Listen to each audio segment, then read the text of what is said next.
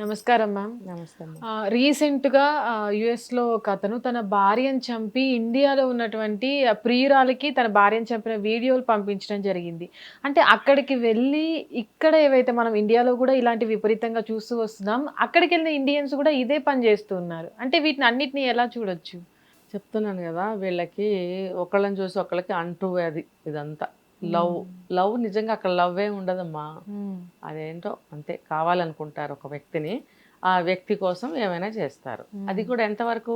మోజు తీరిపోయే వరకు. హ్మ్. నాకు తెలిసిన వాళ్ళ కేసే ఇది. విజయవాడ. ఓకే. ఇద్దరు అమ్మాయిలు వాళ్ళకి. హ్మ్. ఆ అమ్మాయి పాపం అమెరికా సంబంధం ఇచ్చారు. ఇక్కడ మనం మాట్లాడుకోవాల్సింది ఏంటంటే, ఒక పాతకాలం నాటి సామెత ఏంటంటే, స్టైలిష్ మాటలు ఏమి ఉండేవి కాదు అప్పుడు. హ్మ్. పచ్చిగా మాట్లాడుకోవడమే. ఈ గుడ్డ కూడా ఆ తానులోదే అనేవారు. హ్మ్. ఒక తాను ఉంటుంది, బట్టల తాను. హ్మ్. ఎన్ని పీసెస్ కట్ చేసినా కూడా ఇవన్నీ ఆ తానులోవే అంటారు కదా. హ్మ్. అన్నీ ఒకలాగానే ఉంటాయి. ఇక్కడ ఇక్కడ అలాంటి బుద్ధులున్న వెధవలు వెధవ పనులు చేస్తున్నారు ఎవరైతే ఉన్నారో, ఈ జాతే కదా, ఈ బుద్ధులే కదా అక్కడికి రవాణా వెళ్ళి అమెరికా.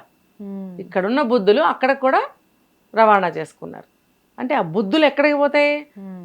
ఆ బుద్ధున్నోడు ఎక్కడికి వెళ్ళినా అదే పని చేస్తాడు. ఇక్కడ అక్కడ అనేది ఏమీ లేదు వాడికి. హ్మ్. విచక్షణ లేదు. ఈ లవ్, వాడికి కూడా ఒక లవ్. అరే బాబు, నీకు అంత లవ్ ఉన్నప్పుడు నువ్వు లవ్ అమ్మాయినే చేసుకో. హ్మ్. నిన్ను ఎవరు కాదన్నారు? ఇప్పుడు ఒక ట్రెండ్ నడుస్తుందమ్మా చాలా నుంచి. బాగా అమెరికాలో స్థిరపడి మంచి సంపాదన సంపాదిస్తూ ఒక ఇల్లు కట్టుకుంటేనే ఇక్కడ పిల్లనిస్తామనే కొన్ని వర్గాలు ఉన్నాయి. ఎన్ఆర్ఐ సంబంధం. కొన్ని వర్గాలు ఉన్నాయి. Note this point. వాళ్ళు ప్రత్యేకించి అలాంటి సంబంధాలకే ఇస్తారు. హ్మ్. ఎంత కష్టపడైనా సరే ఆస్తులు వెచ్చించి వాళ్ళకే ఇస్తారు బ్రాండ్. హ్మ్. ఎందుకంటే మేము అందరం ఆ స్థాయిలోనే ఉండాలి. మేము ఆ స్థాయిలోనే ఉండాలి. హ్మ్. మేము ఆ స్థాయిలో ఉండేవాళ్ళమే. ఆ స్థాయి దిగి మేము ఉండేవాళ్ళం కాదు. హ్మ్.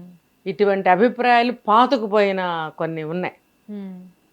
చాలామంది ఉన్నారు. ఒక్కళ్ళని నేను పర్టికులర్గా అనట్లా. హ్మ్. ఇప్పుడు కుదిరింది, మన అదృష్టం బాగుంది, చేసుకో, అది వేరే విషయం.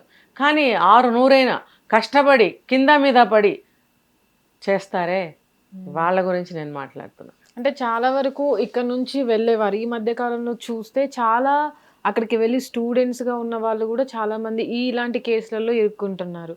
అంటే వీళ్ళు అక్కడికెళ్ళి గూడా మనం వేరొక దేశం ఎళ్ళాం. అక్కడ చట్టాలు వేరు, అక్కడ ఉన్నటువంటి నిబంధనలు వేరుగా ఉంటాయి. ఎందుకు వీళ్ళు అక్కడికి పట్టించుకోవట్లేదు? ఇక్కడ ఉన్నట్టుగానే అదే విధంగా లేదు, ఇది ఉంటున్నారు. వీళ్ళకేంటంటే మెంటల్గా ఏమైతే అనుకుంటారో దాని మీదే వర్క్ చేస్తుంది. నేను చెప్పేది అదే.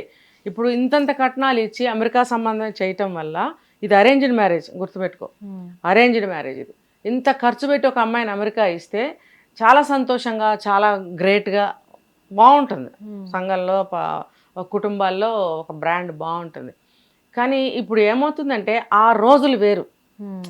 ఆ రోజులు వేరు. అలా ఫీల్ అయ్యే బ్రాండ్ అని కానీ, గొప్ప అని కానీ ఫీల్ అయ్యే రోజులు పోయాయి.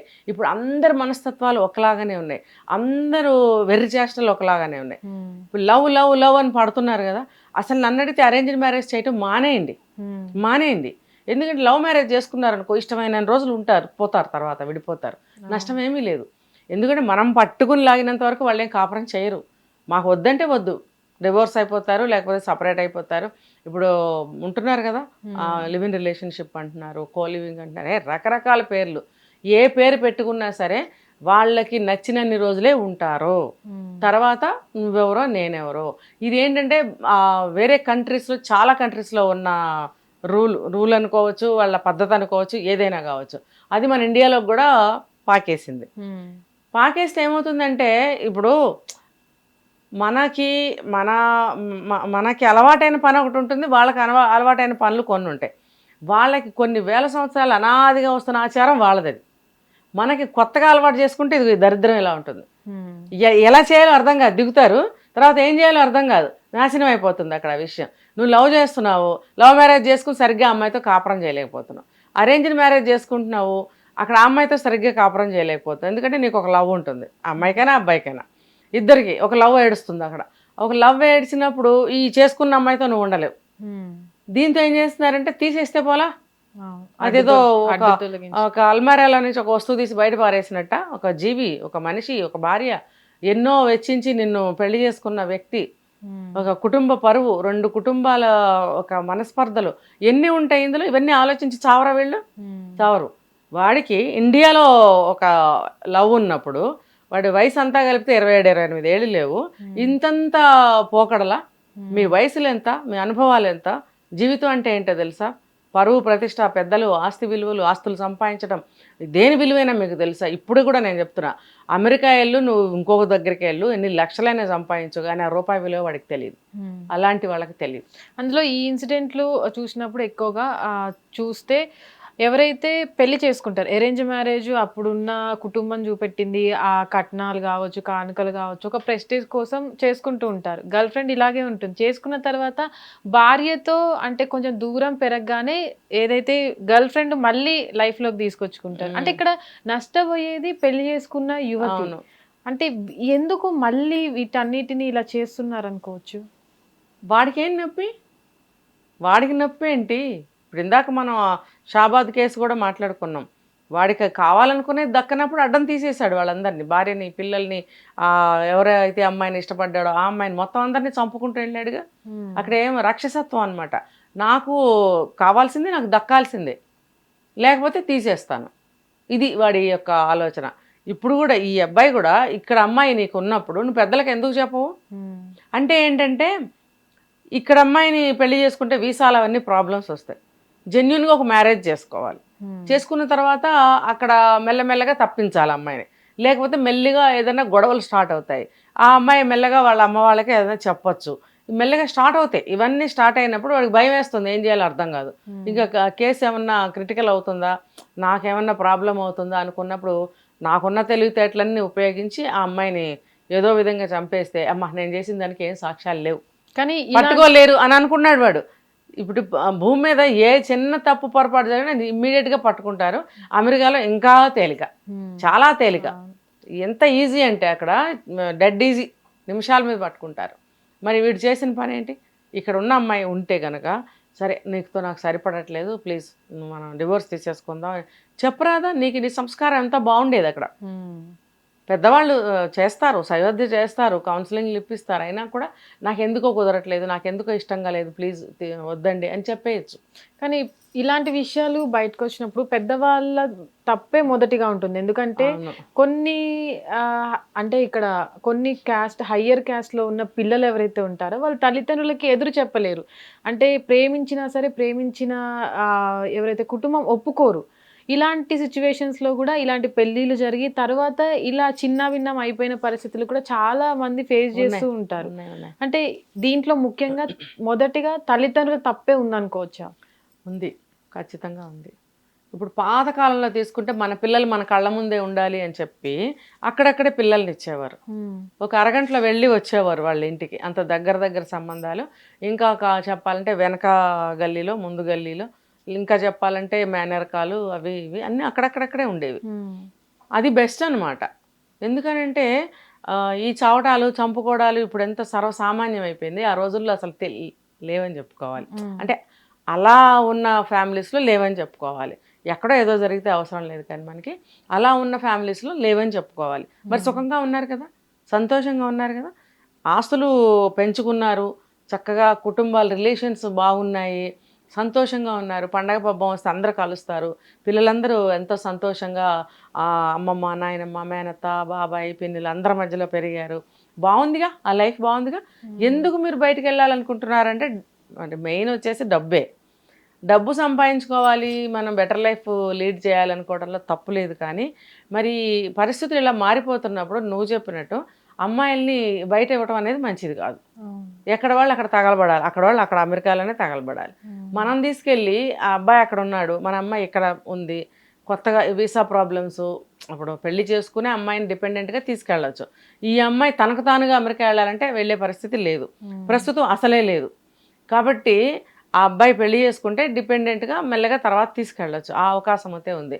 కాబట్టి మా అమ్మాయి ఎట్లయినా సరే అమెరికాలో ఉంటే బెటర్ లైఫ్ బాగుంటుంది అనే ఆలోచనతో చేస్తున్నారు. అయితే నేను ఇక్కడ చెప్పేది ఏంటంటే అసలు అరేంజ్డ్ మ్యారేజెస్ చేయకండి. కానీ చేయకుండా ఉంటారు. ఎందుకు చెప్తున్నానో తెలుసా? ఇది నేను ఇప్పటి వరకు చెప్పలేదు, ఇది ఫస్ట్ టైం నేను చెప్తున్నాను.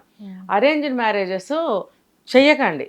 ఎందుకు అని అంటే ఒక అమ్మాయి అయినా ఒక అబ్బాయి అయినా తన లైఫ్లో అది ఏ ఏజ్ అయినా టీనేజ్ అవ్వచ్చు, 20 అవ్వచ్చు, 25 అవ్వచ్చు, ఏ ఏజ్ అయినా బిఫోర్ మ్యారేజ్ తనకి ఒక ఏమంటారు ఒక లవ్ అనేది ఉంటుంది. అది బయటకు ఎక్స్ప్రెస్ చేసి ఒక అమ్మాయితోనో ఒక అబ్బాయితోనో లవ్ జర్నీ చేస్తూ ఉండొచ్చు, లేదా మనసులోనే ఆ కోరికని ఉంచుకోవచ్చు, బయట పెట్టకపోవచ్చు. ఏదేమైనా కానీ ఒక లవ్ అనేది ఉంటుంది, ఖచ్చితంగా ఉంటుంది. కొంతమంది బయటకి చెప్పుకోరు, వాళ్ళకి ఇంప్లిమెంట్ అవ్వదు, కొంతమందికి అవుతుంది. అలా అయినప్పుడు వీళ్ళు బయటకి చెప్పలేదు, నాకు ఒక లవ్ ఉంది, ఒక అమ్మాయిని ఇష్టపడుతున్నాను అని వీళ్ళు చెప్పరు, అరేంజ్డ్ మ్యారేజ్ చేస్తారు.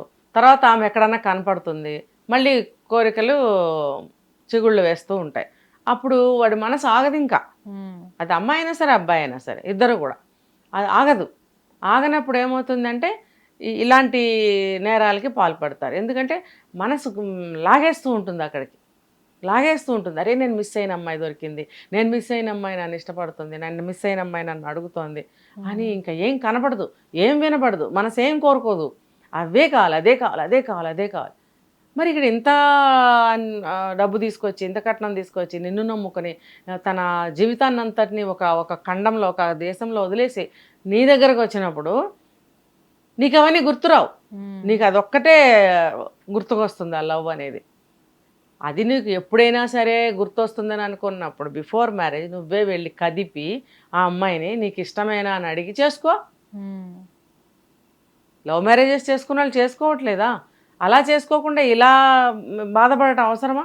ఇప్పుడు ఆ అమ్మాయి వాళ్ళ తల్లిదండ్రులు ఎంత బాధపడతారు, అసలు ఎంత బాధ. ఇండియా నుంచి అమెరికా వెళ్ళి ఏడవాలా, లేకపోతే అక్కడ ఫార్మాలిటీస్ పూర్తి చేసుకుని పిల్లని తెచ్చుకోవాలా, ఎలా ఎలా వాళ్ళు ఎంత బాధపడతారు. ఈ బాధ అనే 2 అక్షరాలు సరిపోవు, అనుభవించిన వాడికి తెలుస్తుంది అదంతా. వాళ్ళు ఎంత బాధపడతారు. ఇద్దరు ఆడపిల్లలు, ఒక అమ్మాయి, ఈ అమ్మాయి కొత్తగా మొన్న సంవత్సరం కాలేదు ఇంకా, లాస్ట్ సెప్టెంబర్లోనే ఎప్పుడు మ్యారేజ్ అయిందంట, అక్టోబర్లోనూ. వాడికి ఇంతలోనే ఆగలేకపోయాడా? నీకు ఇష్టం లేకపోతే పంపించేయి టికెట్ కొని, హాయిగా వాళ్ళు ఇండియాలో ఆలోచించుకుంటారు, నిన్ను పిలిపించి మాట్లాడతారు, లేకపోతే పెద్దల ద్వారా మాట్లాడిస్తారు, లేకపోతే మీ తల్లిదండ్రులతో మాట్లాడిస్తారు. నీకంత బాధ ఎందుకురా నాయన? ఆ అమ్మాయిని తప్పించాలని నీకెందుకు అంత బాధ? పైగా అది న్యాచురల్ డెత్ అన్నట్టుగా సృష్టించాడంట. ఆ బాత్రూమ్ అదేదో కోడ్ లాక్ సిస్టమ్ ఉంది దానికి, అది నాకు తెలియదు అన్నాడంట. నేను దాంట్లో మరి అటాప్సీ రిపోర్ట్లో ఏం తేలింది, వీడే గొంతు పిసికి చంపేశాడని వచ్చింది. ఎలా నువ్వు తప్పించుకోవాలని చూస్తావు అబ్బాయి? నువ్వు గొంతు పిసికింది బయటికి రాకుండా ఎలా ఉంటుంది? బాత్రూంలో తనే లాక్ అయిపోయిందని ఎలా చెప్తావు? పిచ్చోళ్ళ పోలీసులు, కొమ్ములు తిరిగి ఉంటారు వాళ్ళు, వాళ్ళకి లేచిన దగ్గర నుంచి ఇవే పనులు. అంత గుడ్డిగా ఉన్నారు చట్టం పట్ల, వీళ్ళకి ఏం తెలియకుండా ఉన్నారు. అంటే ఇలాంటి కేసులు వచ్చినప్పుడు చాలామంది తల్లిదండ్రులు జాగ్రత్త పడాల్సిన అవసరం ఉంది. ఎన్ఆర్ఐలు, సాఫ్ట్వేర్లు, వేరే దేశంలో ఉన్నారు, సెటిల్ అయ్యారని అబ్బాయిలని ఇస్తూ అమ్మాయిల్ని పెళ్లి చేస్తూ ఉంటారు. అంటే పర్టికులర్గా ఇలాంటి ఎన్ఆర్ఐలకి ఇచ్చి పెళ్లి చేసేటప్పుడు తల్లిదండ్రులు ఏం చూసుకోవాలి అని అంటారు ముఖ్యంగా? అసలు ఒకటేనమ్మా, వద్దు. ప్రస్తుత పరిస్థితులు అక్కడా బాగోలేదు, ఆ కంట్రీలో ఇక్కడా బాగోలేదు. బాగోనప్పుడు మీరు చక్కగా దగ్గరున్న సంబంధాలు, ఇక్కడ కూడా ఉద్యోగాలు చేసే అబ్బాయిలు ఉన్నారుగా, ఉన్నారు, వెతుక్కోవాలి. తొందరపడిపోకుండా కాస్త కష్టపడి వెతుక్కోవాలి. వెతుక్కుని మంచి చెడ్డ ఆలోచించుకుని అన్ని ఇష్టాయిష్టాలు చూసి చేయాలి. ఫస్టే చెప్పాను నేను, అరేంజ్డ్ మ్యారేజెస్ చేయకండి. లవ్ మ్యారేజెస్ చేసుకుంటే ఎన్నాళ్ళు ఉంటే అన్నాళ్ళు ఉంటారు, వచ్చేస్తారు వెనక్కి. మీ పిల్లలు మీ కంటి మీద ఉంటారు, లేదా వాళ్ళ జీవితం వాళ్ళు బ్రతుకుతారు. ఇదేంటి ఇప్పుడు ఇలా చెప్తుంది అంటే, ప్రస్తుతం ఉన్న పరిస్థితులు అలా ఉన్నాయి కాబట్టి మన పిల్లల్ని మనం చేతులారా అరేంజ్డ్ మ్యారేజెస్ చేసి నమ్మచ్చో నమ్మకూడదో తెలియదు. ఎలా చెప్తాం? ఇప్పుడు నిన్ను అడుగుతాం, ఏమ్మా ఇది మంచిదేనంటే ఎలా చెప్తాం? నన్ను అడుగుతారు, నేను ఎలా చెప్తాను? ఏవో కొన్ని పాయింట్స్ తీసుకుని ఓకే పర్లేదు పర్లేదు బాగానే అంటాం. అరే బ్రహ్మాండంగా ఉందని చెప్పగలమా మనం? అస్సలు లేవు, ఈ రోజులు లేవు అట్లా. అలాంటప్పుడు వాళ్ళు కూడా ఎలా అనుకోగలుగుతారు ఇది బ్రహ్మాండంగా ఉందని? కాబట్టి నో గ్యారంటీ, ఎక్కడా కూడా గ్యారంటీలు. పిల్లాడు కానీ పిల్ల కానీ, వాళ్ళ తల్లిదండ్రులు కానీ వీళ్ళ తల్లిదండ్రులు కానీ వాళ్ళ పిల్లల గురించి గ్యారంటీ ఇవ్వగలరా? ఏ విషయంలో నన్ను ఇవ్వగలరా? మా అమ్మాయి 10 ఏళ్ళు రికార్డ్స్గా కాపురం చేస్తుంది బాబు, నీకేం పర్లేదంటే అప్పుడు అబ్బాయి అనుకోవాలి, ఒక 10 ఏళ్ళు ఉంటుంది నాతో, కానీ అది కూడా చెప్పలేరు. అలాగే అబ్బాయి తల్లిదండ్రులు కూడా చెప్పగలరా? మా అబ్బాయి చాలా మంచోడండి, చాలా బాగా ఉంటాడు, మీ అమ్మాయికి ఏం బాధ లేదు, ఎన్నాళ్ళైనా బాగుంటాడు అని చెప్పగలరా? లేదు. పసిగుడ్లు, ఇప్పుడు 2 పిల్లలు ఎంత ముద్దుగా ఉన్నారా షాబాద్ కేసులో, ఆ పిల్లలు కూడా కనపడలేదు వాడికి, భార్యను చంపాడు, పిల్లల్ని కూడా చంపేశాడు. ఇలా జరుగుతుంటే ఎట్లా? అందుకని ఏ మ్యారేజ్ అయినా డేంజర్గానే ఉంది వాళ్ళ రోజున. అరేంజ్డ్ మ్యారేజెస్ అంటే పర్టికులర్గా అమెరికా అంటే ఇక్కడి నుంచి అక్కడి నుంచి లవ్ అనేది దాదాపుగా ఉండదు. మనం అరేంజ్ చేసి పెళ్లి చేసి అమ్మాయిని పంపిస్తే అమ్మాయి జీవితం బాగుంటుందని ఆలోచిస్తాం. కాబట్టి అటువంటి నువ్వు అడిగిన దానికి చెప్తున్నా, అటువంటి ప్రయత్నాలు చేయకండి. ఇక్కడ కూడా మంచి సంబంధాలు ఉన్నాయి, వెతుక్కోండి. లేకపోతే ఒక లవ్ మ్యారేజెస్ కుదిరినాయి అంటే ఆ అబ్బాయిని కూడా గట్టిగా ఎంక్వైరీ చేయండి, బ్యాక్గ్రౌండ్ బాగా వెరిఫై చేయండి, అసలు వాళ్ళ పూర్వాపరాలు ఏంటి, వాళ్ళ కుటుంబాలు ఏంటి అని వాకప్ చేయండి. అన్నీ చేసి చూసిన తర్వాత ఏదైనా లవ్ అయినా సరే అరేంజ్ అయినా సరే ముందుకు వెళ్ళండి. చాలా మంది తల్లిదండ్రులు అమ్మాయికి పెళ్లి చేసేటప్పుడు అబ్బాయి ₹1,00,000 సంపాదిస్తున్నాడు, ప్యాకేజ్ బాగుంది, చాలా బాగా సంపాదిస్తాడు, అమ్మాయి సుఖంగా ఉంటుందని ఆలోచిస్తారు. అంటే ఇక్కడ ₹1,00,000 సంపాదించే అబ్బాయి బాగోలేకపోయినా ఆ కూతుర్ని బాగా చూసుకుంటాడు, డబ్బులు ఉన్నాయి కాబట్టి అని అనుకుంటారు. అంటే 30,000 సంపాదించే ఎవరైతే ఉన్నారో తను చూసుకోలేడా? ఆ, అదే నిజమే. అంటే ఇది మనం మాట్లాడుకున్న స్థాయి బ్రాండ్ అదెలా మరి? ఏదో గొర్రెతోక లాంటి జీతంతో ఎలా మా అమ్మాయి బ్రతుకుతుంది, మా ఇంట్లో ఇంత బాగా అన్ని దర్జాగా జరిగాయి, ఇంత బాగుంది కదా, అక్కడికి వెళ్ళి ఎలా బ్రతుకుతుంది? చాలని జీతం అదొకటే కాదమ్మా, చాలని జీతము ప్లస్ వాళ్ళ కుటుంబ నేపథ్యం కూడా కొంచెం పూర్గా ఉందనుకో, మా అమ్మాయి అక్కడికి వెళ్ళి ఉండలేదు, అక్కడికి వెళ్ళి ఆ పనులు చేయలేదు, ఆ జీతంతో మా అమ్మాయి బ్రతకలేదు, ఇవి ఆలోచిస్తారు. ఇవి ఆలోచించడం వల్ల నువ్వు అడిగిన క్వశ్చన్ రైజ్ అయింది. అంటే ఇప్పుడు ₹1,00,000 సంపాదించాడు, లేకపోతే ఇంకా ఎక్కువ సంపాదించాడు, ఒక ఇల్లు ఉంది, ఇంకా ప్రాపర్టీస్ ఉన్నాయి అని అంటే అవే ఎందుకు చూస్తున్నారంటే పిల్ల సుఖపడుతుంది అనేది. దానికి కూడా గ్యారంటీస్ లేవు. ఇప్పుడు ఇక్కడ ఎలా అంటే అవన్నీ ఉన్నాయి, జీతాలు ఉన్నాయి, ఇల్లు వాకిళ్ళు ఉన్నాయి, అన్నీ బాగున్నాయి, కానీ మనస్తత్వం ఏంటనేది చూడట్లేదు. ఎందుకు అని అంటే ఇదే కదా నీ క్వశ్చను. ఇప్పుడు అతనికి కొన్ని వింటున్నాను నేను ఇక్కడ, మంచి క్వశ్చన్ వేసావు. ఏంటనంటే ఈ రోజుల్లో కామన్ అయిపోయింది అమ్మాయికి అబ్బాయికి అఫైర్స్ ఉండటం, 1 2 3 ఎన్నైనా. యావరేజ్గా మన ఇండియాలో ఇలాంటి రిలేషన్స్ 2.5 దాకా ఉందట యావరేజ్. అంటే 2 నుంచి 3 అంటే 2 నుంచి 3 వరకు అక్రమ సంబంధాలు ఒకళ్ళకి ఉంటున్నాయని యావరేజ్గా. అర్థమైందా? కామన్గా అందరికీ ఈ రోజుల్లో అలా ఉంటుంది కాబట్టి అది పెద్దగా పట్టించుకోవద్దు. మంచిగా సంపాదిస్తున్నాడు, ప్రాపర్టీస్ ఉన్నాయి, అదొకటే. ఇప్పుడు ప్లస్లు ఉంటాయి, మైనస్లు ఉంటాయి, ఆ మైనస్ని పట్టించుకోవద్దు, మీరు మంచిగా ఉండండి అని చెప్పి చేస్తున్నారు. అది అక్కడ వరకు ఆగితే పోనీలే అనుకోవచ్చు. అక్కడ వరకు ఆగట్లేదుగా. 1 నుంచి చెప్పాను ఇప్పుడు నేను, 2 నుంచి అంటే 1 నుంచి 3 లేదా 2 నుంచి 3 వరకు అక్రమ సంబంధాలు ఉంటున్నాయని అన్నప్పుడు 3 అక్రమ సంబంధాలు ఉన్న అబ్బాయితోటి ఇంటి దగ్గర ఆ భార్య ఎలా సుఖంగా జీవిస్తుంది? ఉండలేదు. ఎందుకు, ఎలా అనంటే అతని ఇంటికి వచ్చి ప్రవర్తించే తీరు సరిగ్గా ఉండదు. అవునా? ఫుల్గా హోటల్లో రకరకాలు తినేసి వచ్చిన వాడికి ఇంట్లో భార్య చేసే వంట అసలు నచ్చదు. అదే కానీ నువ్వు బాగా ఆకలితోటి చాలా కష్టపడి పని చేసి వచ్చి ఆకలితోటి ఇంటికి వచ్చినప్పుడు చల్లారిపోయిన అన్నం అయినా సరే ఇంత ఏదన్నా ఒక పచ్చడి వేసుకుని తింటే కూడా ఎంత రుచిగా ఉంటుందో తెలుసా? ఆకలి రుచి ఎరగదు అంటారు. ఆకలి మీద ఉన్నప్పుడు రుచి తెలీదు, ఏది పెట్టినా అమృతంలాగా ఇంకా తినేదానికంటే ఎక్కువ తింటారు, చాలా రుచిగా అనిపిస్తుంది. ఇక్కడ ఆ స్థితి లేదు. ఇప్పుడు ఇంటిలో భార్య చేసి పెట్టింది ఆయన తినాలి అనే అవసరం లేదు, అంత దూరం రాదు అసలు. బయట అన్నీ జరిగిపోతాయి. 2 3 నీకు అయిపోతున్నప్పుడు భార్య నీకు చిరాగ్గా ఉంటుంది. ఇంటికి రాగానే ఏంటో కుంకుమ బొట్లు పెట్టుకుని, జడ వేసుకొని, చీరలు కట్టుకుని, గాజులు వేసుకుని ఇంట్లో ఊరికి ఆ పనులు ఈ పనులు చేసేస్తుంటే పని మనిషిలాగా కనిపిస్తుంది. అర్థమైందా? ఆ బయటదేమో ఇంత గౌన్లు వేసుకొని చిన్న చిన్న చెడ్డీలు వేసుకొని మీదకి వచ్చి ఎగురుతుంటే అవి బాగుంటాయి. కాబట్టి ఇంటికి రాగానే భార్య నచ్చదు. అర్థమైందా? ఇదే కొంతమంది అబ్బాయిలు భార్య ఇలా గృహిణిలాగా ఉండాలని కోరుకునే అబ్బాయిలు కూడా ఉన్నారు. అది ఆ టాపిక్ వేరనుకో.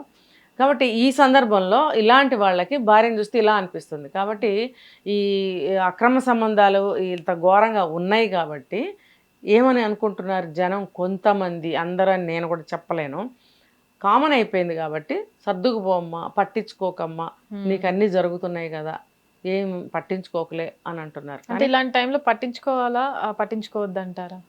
2 డేంజరే. పట్టించుకున్న డేంజరే, పట్టించుకోకపోయినా డేంజరే. ఎలా ఉంటుందంటే కొంతకాలం పట్టించుకోవట్లేదని వాడు ఆట ఆడుతూ ఉంటాడు. కొంతకాలం అయిన తర్వాత నేను చెప్పాను కదా, ఇంటికి రాగానే భార్యను చూస్తే వేగటం, ఇంటి దగ్గర కూడా అలాంటి చెడ్డీ వేసుకుని ఒకటి కనిపిస్తే భార్య కాకుండా వేరేది కనిపించాలని వాడు ఆశ ఉంటుంది. ఇక్కడికి వస్తే ఈవిడ కనిపిస్తూ ఉంటుంది, ఒక పిల్లాన్ని సంకరం వేసుకునే. వాడికి అట్మాస్ఫియరే నచ్చదు, వాడికి ఆ అట్మాస్ఫియర్ కావాలి. అలాంటప్పుడు నువ్వు ఎంత సర్దుకుపోయినా సరే, పట్టించుకోకపోయినా సరే అటాక్ తప్పదు. ఈ పరిస్థితుల్లో తల్లిదండ్రులు కావచ్చు, పెళ్లి చేసుకునే అమ్మాయి కావచ్చు, 30,000 శాలరీ ఉన్న మంచిగా చూసుకునే అబ్బాయిని ఎన్నుకోవాలంటారా? లేదా ₹1,00,000 ఉండి ఎలాంటి ఆనందాల సుఖం లేని అబ్బాయిని ఎంచుకోవాలంటారా? ఇందులో మనం లాటరీ వేయలేం. తక్కువ జీతం ఉన్న అబ్బాయి మంచివాడైతే ఇచ్చి పెళ్లి చేయొచ్చు. ఇక్కడ మనం ఒకటి నేర్చుకోవాలి, కొంచెం మనం కూడా వాళ్ళకి కోఆపరేట్, లేకపోతే ఆ అబ్బాయిలకి పెళ్ళిళ్ళు కాకుండా పడి ఉండాలా? వాళ్ళకి భార్యలు రావాలి కదా. అంటే ఇక్కడ 2 విషయాలు, వాళ్ళు కూడా వాళ్ళకి తగ్గ వాళ్ళని ఎంచుకోవడం అనేది కరెక్ట్ అయిన విషయం. అబ్బాయిలు అంటే ఆ స్థాయి అమ్మాయిల్ని ఎంచుకోవడం అనేది ఒక పద్ధతి. ఇప్పుడు సంబంధాలు దొరకట్లేదు, మంచి అబ్బాయిలు దొరకటం లేదు కాబట్టి నువ్వెంత రిచ్ అయినా సరే కొంచెం ఒక మెట్టు దిగొచ్చి చేసుకోవచ్చు అనేది నేను గతంలో కూడా చెప్పాను ఇదే మాట. చేసుకోవచ్చు. నీకు మనశ్శాంతి కావాలా? మనశ్శాంతి లేకుండా డబ్బు ఉంటే సరిపోయింది అనుకుంటే అది కావాలా? ఏది కావాలి? సంతోషం, మనశ్శాంతి ఇంపార్టెంట్ మనిషికి. కాబట్టి ఎంత కొంచెం ఉన్నా సరే అందులో ఆనందాన్ని వెతుక్కోగలగాలి. ఇద్దరు జాబ్ చేస్తున్నారుగా ఈ రోజుల్లో. చాలా తక్కువ మంది అమ్మాయిలు ఉద్యోగం చేయకుండా ఉంటున్నారు, చాలామంది జాబ్ చేస్తున్నారు. కాబట్టి ఇద్దరు సంపాదించుకుంటే ఇద్దరికి ఇల్లు బాగానే గడుస్తుంది. ఒక పాప బాబు అయితే సరిపోతుంది ఈ రోజులను బట్టి. అంటే మనం ఒక సందర్భంలో మాట్లాడుకున్నాము, మన హిందువులు కూడా పెరగాలి, ఒక 3 కనమని ప్రభుత్వాలు చెప్తున్నారు అని కూడా మనం మాట్లాడుకున్నాము. అంటే సందర్భానుసారంగా విషయం అనేది మారుతుంది. అన్ని మంచి సందర్భాల్లో అది ఇంప్లిమెంట్ చేయొచ్చు. ఇలాంటి సందర్భాల్లో ఒకళ్ళకే దిక్కులేని సమయంలో 2-3 కని వాళ్ళు పెంచలేరు. కాబట్టి ఒక పాప బాబు వాళ్ళకి చిన్న కుటుంబం, చింతలేని కుటుంబంలాగా వాళ్ళు బ్రతకచ్చు. ఎలా పెద్దలు సంపాదించిన ఆస్తులు కాస్త కోస్తా ఉంటే దాన్ని డెవలప్ చేసుకోవాలని ఆలోచించగలగాలి. అలా ఆలోచించినప్పుడు వీళ్ళ జీవితాలు కూడా బాగుంటాయి. 30,000 అయితే ఏమి, ₹1,00,000 తీసుకొచ్చి నీ నెత్తి మీద పోస్తాడు వాడు, పోయిడు వాడు జలసాలకే సరిపోవా ₹1,00,000. అక్కడ కూడా కంగు తింటారు, మోసపోతారు పెద్దవాళ్ళు అమ్మాయితో పాటు. వాడు ₹1,00,000 సంపాదిస్తున్నాడని పిల్లనిస్తావు, వాడికి అక్రమ సంబంధాలు ఉంటాయి, ఇంటికి డబ్బులు ఇవ్వడు, సరైన వస్తువులు తీసుకురాడు, ఎలా బ్రతుకుతుంది? అప్పుడు దుర్భరమే అమ్మాయికి. చాలా లోతుపాతులు ఉంటాయి ఇందులో. బాగా ఆలోచించి పిల్లనివ్వాలి. హిట్ టీవీ యాప్, ఇందులో short news, live news, entertainment shows, movies, digital magazines తో పాటు మీ జిల్లా వార్తలను కూడా ఫ్రీగా చూడొచ్చు. ఇంకెందుకు ఆలస్యం, వెంటనే హిట్ టీవీ యాప్ ని డౌన్లోడ్ చేసుకుని ఫ్రీగా ఎంటర్టైన్మెంట్ పొందండి. Hit TV app. Hit TV app. Please download hit TV app. Hit TV యాప్ని ఫ్రీగా డౌన్లోడ్ చేసుకొని ఎంజాయ్ చేయండి. మీకు నచ్చిన ఎంటర్టైన్మెంట్ కోసం హిట్ టీవీ యాప్ ని ఫ్రీగా డౌన్లోడ్ చేసుకొని ఎంజాయ్ చేయండి. హిట్ టీవీ యాప్ ని డౌన్లోడ్ చేసుకుని ఆస్వాదించండి, ఆశీర్వదించండి. ఇంతమంది సెలబ్రిటీలు హిట్ టీవీ యాప్ ని డౌన్లోడ్ చేసుకోండి అని చెప్తున్నారంటే ఎంత మంచి యాప్ ఆలోచించండి. అమెరికా అమెరికా అమెరికా అమెరికాలో చదవాలనుకునే వాళ్ళకి విశ్వసనీయమైన పేరు మన శౌర్య కన్సల్టెన్సీ. UK లో 1 year masters. UK లో 1 year masters. 2 years work permit up to 5 years visa. Contact Saurya Consultancy. Contact 89851 89851.